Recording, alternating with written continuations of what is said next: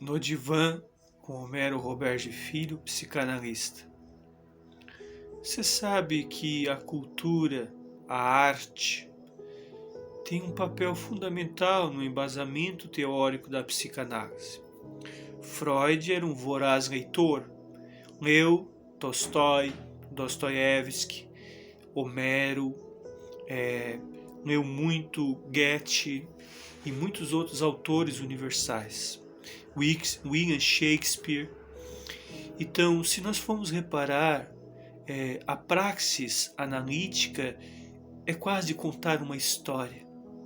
Você vai ao limiar do inconsciente, você resgata elementos da sua vida, você trabalha enalteceres do teu viver. Então, para muitos é uma comédia romântica, para outros uma tragédia, como a tragédia do Édipo Rei, né? Do mito que surgiu o complexo de Édipo. Então, tudo isso vem trabalhar o quê? A elegância formal de dizer o que o material inconsciente que está recalcado vem trabalhar, vem limpar da mente, vem fazer aquela catarse, seguramente em processo terapêutico. Então nós vivemos essa temática de forma muito peculiar, saudável e elevada, quando nós trabalhamos no íncito um processo psicoterapêutico. Não me falha a memória, Clarice Spector, uma grande escritora, foi inclusive uma de suas obras utilizada como tese de doutorado da notável psicanalista contemporânea Maria Homem. Porque as palavras têm um signo, têm um significado.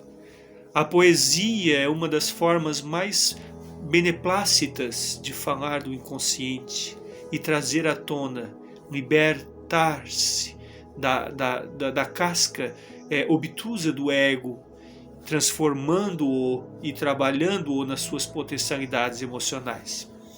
Eu tenho uma obra aqui, Ressurreição, de Tolstói, e é uma obra eminentemente psicológica. Veja bem,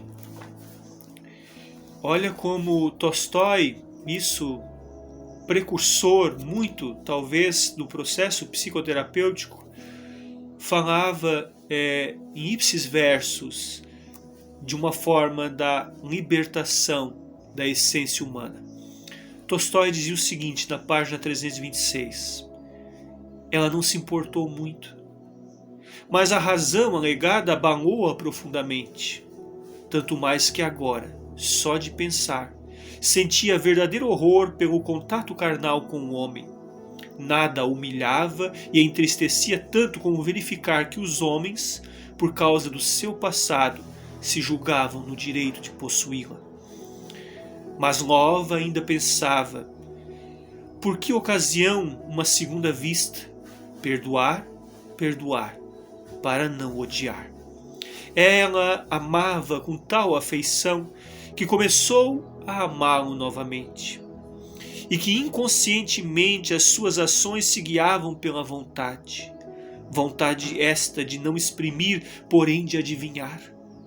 Parou de beber, parou de fumar, de pensar nos homens, e foi ainda para agradar-lhe, o homem querido, o objeto de desejo, que consentiu trabalhar numa enfermaria, e se aproveitava todas as ocasiões para declarar que não aceitava um sacrifício de perder o homem amado, mas era por dois motivos que assim o fazia.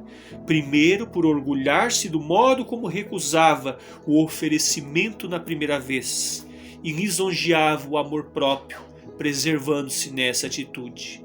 Contudo, a principal causa era a certeza de um casamento que para ela representava alguns sofrimentos. Jurou a si mesma que não aceitaria seu sacrifício, mas ao mesmo tempo não atormentava-se com o desejo de ser desprezada. Ela julgou-se destinada a continuar a ser o que era, sem suspeitar jamais a transformação operada na sua alma. Por esse malogro, a perspectiva modificava-se da sua relação com o outro, de uma doce enfermeira. Coleção Universidade, Tolstói. Ressurreição. Vamos fazer uma análise dessa enfermeira. Ela não podia se entregar ao outro. O outro era um soldado. Ela não podia se deixar, se permitir, se perder a sua essência por causa de uma paixão. É isso que nós trazemos ao sete analítico e é isso que nós vamos trabalhando culturalmente na proposta psicanalítica de analisar o que nós trazemos no inconsciente. Essa enfermeira, ela tinha todos os motivos para cair nas mãos do soldado e deixá-la conduzir-se. Mas uma voz que poderia dizer a voz santa da mulher, a voz genuína da mulher, a mulher que é um ser humano, como dizia Sabine Spielring, contemporânea de Freud e Jung. Então, ser um ser humano é para essa mulher o desejo inconsciente de não ceder à tentação de queda de vício, numa análise psicológica mais sutil, mais amada, mais compreensiva consigo mesma. Então a mulher dentro da psicanálise é quase uma flor no jardim das mais belas emoções.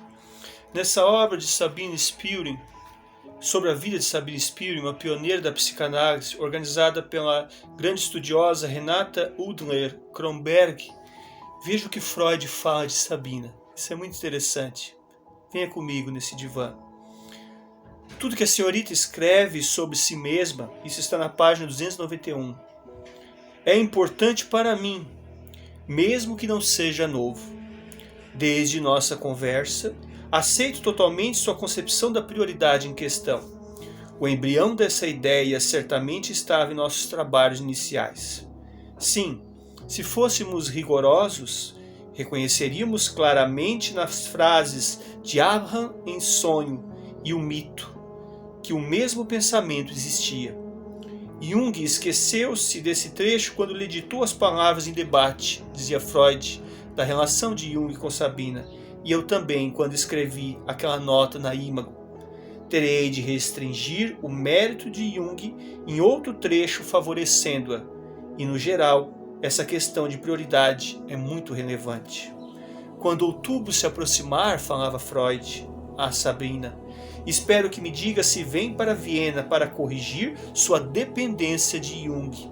Eu lhe agradeço por suas sábias palavras a Jung. Não faltam pessoas que se esforçam por transformar essa pequena fissura em um grande rasgo.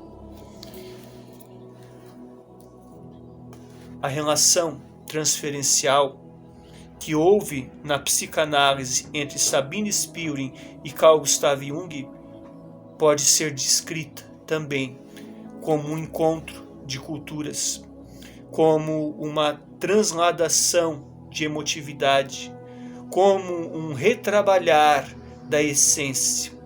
Sabe, quando as pessoas se reencontram, quando há uma coincidência significativa ou uma sincronicidade, há também uma reeleição do que nós sentimos e uma modificação do que nós tínhamos como paradigmas emocionais. Então a mulher e a cultura são essenciais para a psicanálise, assim como o desejo é muito mais que um elemento faltante.